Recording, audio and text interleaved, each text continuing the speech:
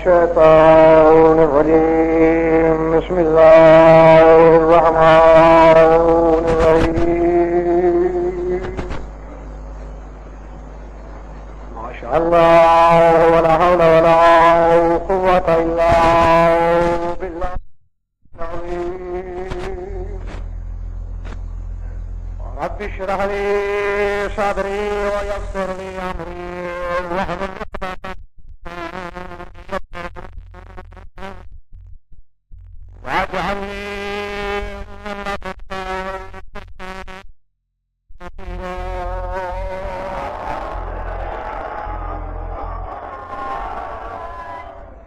اللهم إنك ترى ولا ترى وأنت بالمنظر الأعلى وأن لك المنتهى والرجاء وأن لك الآخرة والأولى وأن لك الممات والمحيا ورب أعوذ بك أن أذل أخذا. الحمد لله والصلاة على أهلها. أما بعد فقد قال الله تبارك وتعالى في كتابه المجيد فرقانه الحميد وهو أصدق القائلين ورفيع درجات ذو العرش يلقيها من أمره على من يشاء من عباده. صلوات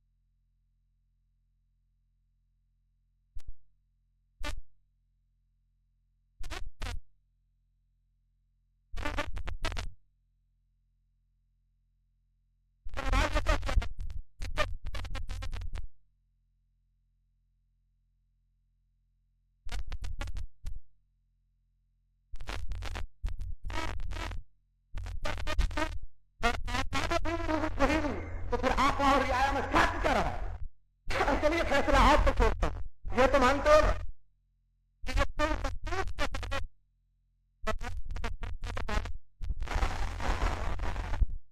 خالق کہتے ہو تو غلط. عیسیٰ بھی خالق ہوگا, جبریل بھی خالق ہوگا, اور اگر مخلوق ہے یہ روح, پھر ابھی کسی مخلوق کا تصور نہیں تھا آل محمد سے. روح سے پہلے ہیں, وہ روح کے محتاج کیوں؟ یہ تو صرف تعلیم پر بات آئی ہمارا قبلہ سامنے. اور میں دیکھتا ہوں امتحان بھی ہے آپ کی بیداری کا. امام حسن عسکری علیہ السلام نے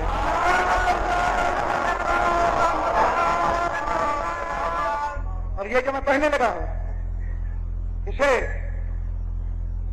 بہار میں علامہ مجلسی نے, المہجۃ البیضاء میں علامہ محسن فیض نے, صحیفۃ الابرار میں علامہ امام خانی نے, اور اسفار اربع میں ملا صدرہ نے, اور بھی بہت سی کتابوں میں ملے گی یہ حدیث آپ کو. اور ہر ایک نے یہی لکھا ہے کہ یہ صرف زبانی فرمائی گئی حدیث نہیں, وجد بخط مولانا العسکری علیہ السلام, بلکہ سرکار کی تحریروں میں ایک تحریر ملی. گویا توقیع ہے یہ امام کی. لکھا ہوا کیا تھا اس میں سنیے, اور انوار قلوب پہ نقش کر لیجئے. لکھتا یہ ہے امام, فقد سیدنا قر الحقائق باقدام النبوۃ والولایۃ ونظرنا سبع طبقات اعلام الفتوۃ نحن ليوس الغرار وغيوس الندى وطعناه العداء فينا السيف والقلم في العاجل ولواء الحمد والعلم في العاجل وأصباطنا خلفاء الدين وخلفاء النبيين مصابيح الأمم ومفاتيح الكرم فالكليم لبس هلة الاصطفاء لما أحدنا منه الوفاء وروح القدس في جنان الساقورة ذاك من حدائقنا الباقورة وشيتنا الفئة الناجية والفرقة الزاكية صاروا لنا رضعا وصونا وعلما وعونا ستنفجر لهم جنابي الحيوان بعد لظى النيران لتمام ألف لام ميم وطه وطاسين وهذا الكتاب ذرة من جبل الرحمة وقطرة من بحر الحكمة وكتب حسن بن علي العسكري عليه السلام في سنة 54 و200.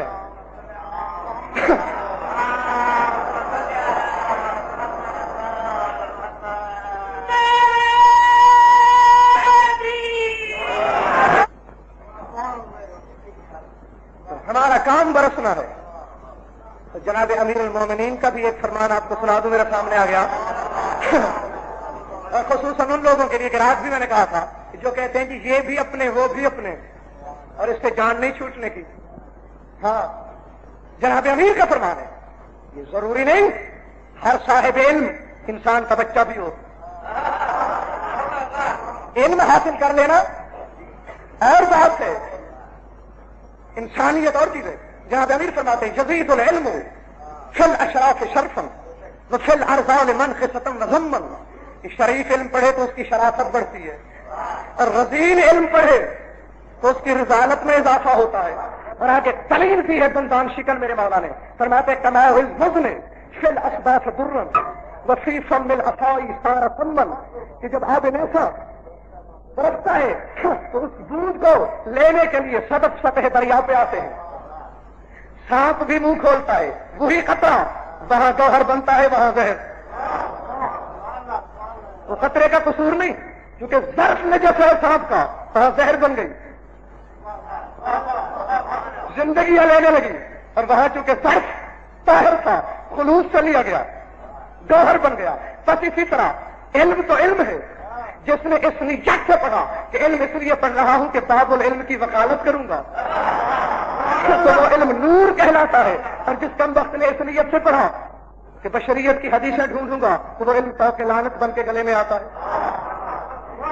ہم کرم کی بارش ہیں, تھک گئے ہو تو بتا دو.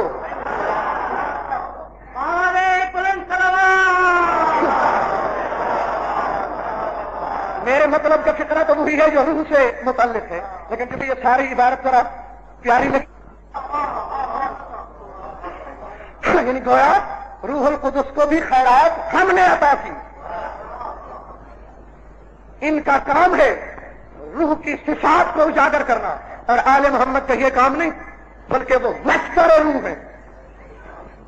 کیوں کہ آدم سے لے کر عیسیٰ تک یہ سب خدا کے کارندے ہیں، اور جن کا میں تذکرہ کر رہا ہوں یہ صرف کارندے نہیں، یہ خدا کے نائب ہیں، اور نائب ہمیشہ مرید کے کمال کا آئینہ ہوتا ہے، اور نیابت اسی لیے دی گئی ہے کہ میرے محبوب اور اس کی تعال میں خود تو جانے سے رہا، میں تو جسم رکھتا نہیں، سو گئے ہو، میں جسمانیات سے بلند والا ہوں، اور میری مخلوق کو قدم قدم پہ میری ضرورت پڑے گی، میں تو بے جسم ہوں، تم میری نیابت کی مسند پہ بیٹھ جاؤ، کوئی تمہیں پہچان کے پکارے تو دے دینا، اور اگر کسی کی نگاہیں تمہاری ذات تک نہ بھی پہنچے مجھے تو پکارے گا،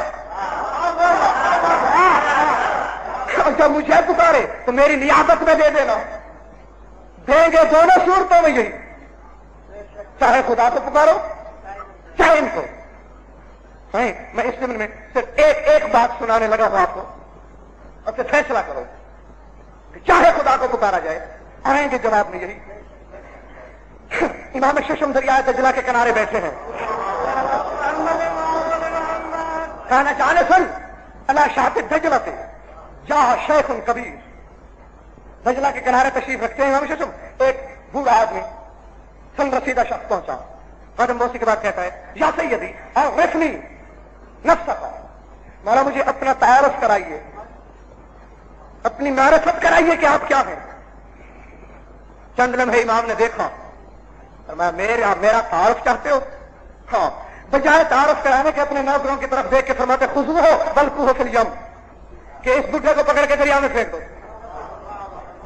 حکم امام، پکڑا اور بیچ میں ہدار پھینک دیا، وہ جناب بڑی مشکل سے تیرتا ڈوبتا بچتا ڈبکیاں کھاتا پہنچ گیا کنارے پہ، لیکن امام کو سخت سست کہنے لگا توجہ جہاں جا بیٹھو کہ میں آیا تھا معرفت حاصل کرنے۔ اچھا امام میں نے پکڑایا آپ کو، اپنے ہاتھوں سے مجھے غرق کرنے لگے ہو؟ امام نے فرمایا اسے ابھی ہماری معرفت نہیں، دوبارہ اٹھا کے پھینک دو۔ دیکھو اگر سوئے ہوئے ہو تو میں اس کے بعد بات کو بند کر دوں گا، دوبارہ پھینکو کہ ابھی سے ہماری معرفت نہیں ہوئی، دوبارہ پھینکا گیا۔ اب بڑی مشکل سے جن بالکل موت سامنے آ گئی تھی، کانپتا کانپتا بیچارہ نکلا، اب پہلے سے بھی زیادہ سخت سوچ کہہ رہا تھا امام کو۔ امام نے فرمایا ابھی سے ہماری معرفت نہیں ہوئی، کر پھینکو۔ نہیں، میں نے مذاق کے لیے یا ہنسانے کے لیے یہ بات نہیں کی، دیکھو کہ ثابت کیا ہو رہا ہے۔ جب تیسری بار پھینکا گیا نکلا اور آتے ہی امام کے قدموں پہ گر پڑا، کہا تیری عزت کی قسم جو میں بکتا رہا اس کی معافی چاہتا ہوں، میں تجھے پہچان چکا ہوں۔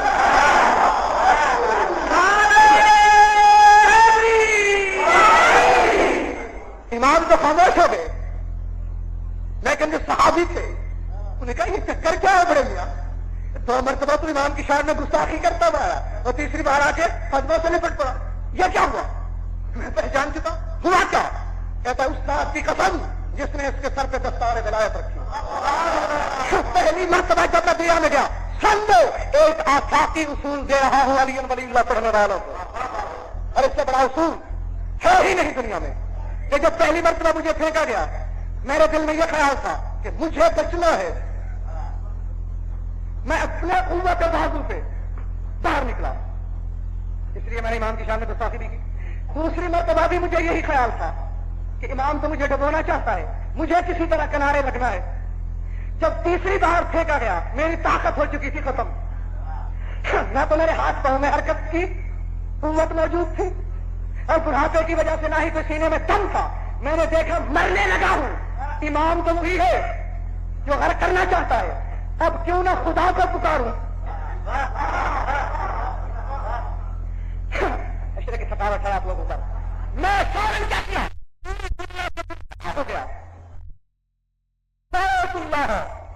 مخلص اللہ من قاطع من سرا ہو، بس خدا کے سوا کوئی چیز میرے تصور میں نہیں۔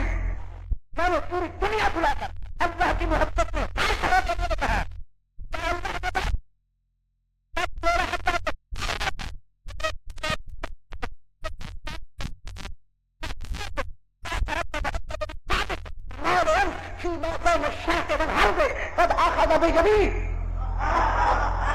کہ میں نے جب آسمان کی جانب نگاہ کی، مشرق سے مغرب تک، سارا سے سوریا تک، شش جہت جس سمت میری نظر گئی سامنے میرا امام تھا۔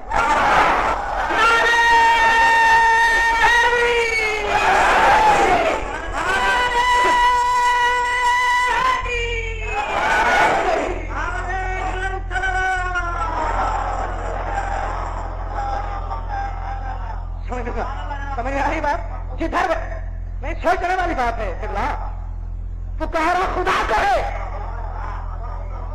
اور جدھر دیکھا نظر امام آیا تو کیا خاموشی سے نہیں نظر آیا، ایسا تو کبھی پھر امام نے میرا ہاتھ پکڑا اور مجھے کنارے پہ لا کھڑا کیا۔ یعنی جب تک یہ سوچتا رہا کہ اپنی قوت بازو پہ پہنچنا ہے کنارے، ڈبکیاں ہوتے کھاتا رہا، اور جب دنیا کو بلا کے پکار خدا کو رہا تھا، سامنے امام آیا۔ کیا مقصد ہے؟ امام خدا تھا؟ نہیں، باتیں دو یا تیسری تو ہو سکتی نہیں، یا امام کو خدا کہو، جو اس نے خدا کو پکارا سامنے خدا آ گیا، اور معاذ اللہ خیر اگر امام خدا نہیں تو پھر سوائے اس کے چارہ کار نہیں کہ جب بھی خدا کو پکارا جائے مشکل کشائی کے لیے بطور نیابت یہ آتے ہیں۔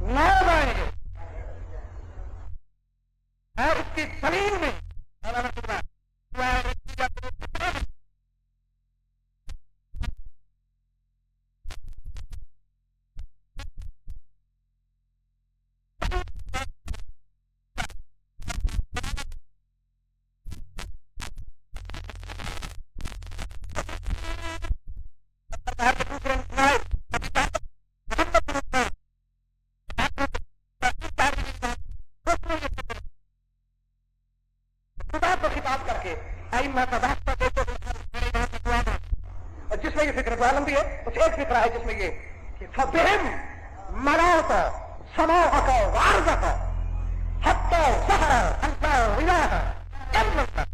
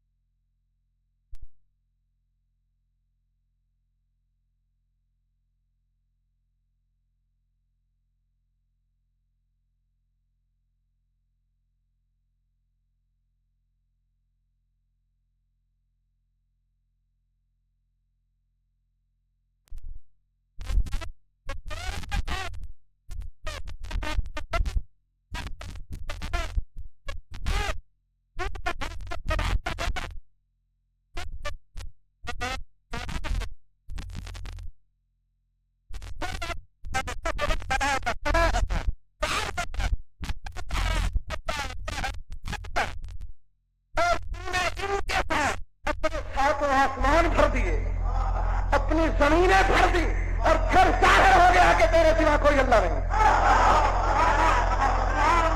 یعنی امام تو فرماتے ہیں کہ اللہ ظاہر اس سے ہوتا ہے۔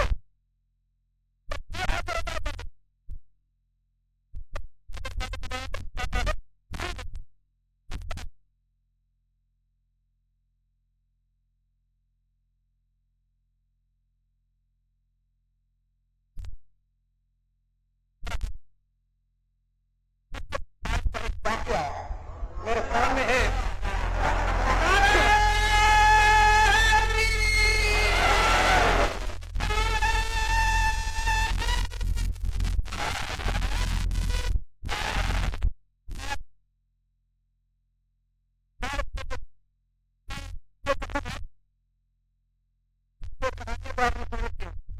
میں آپ کو ایک چھوٹی سی کہانی سنانے لگا ہوں، اور اس نیت سے سنانے لگا ہوں کہ کہانیاں انسان کو بڑی جلدی یاد ہو جاتی ہیں، اور خصوصاً بچوں کے لیے سنا رہا ہوں تاکہ یہ کہانی بچوں کو حفظ ہو جائے، اور جب کہیں کھیل کود میں بھی ایک دوسرے پر کہانی کی فرمائش کی جائے تو بجائے کسی دیو یا پری کی کہانی کے یہی کہانی دہرائی جائے جو حق بھی ہے، عبادت بھی ہے،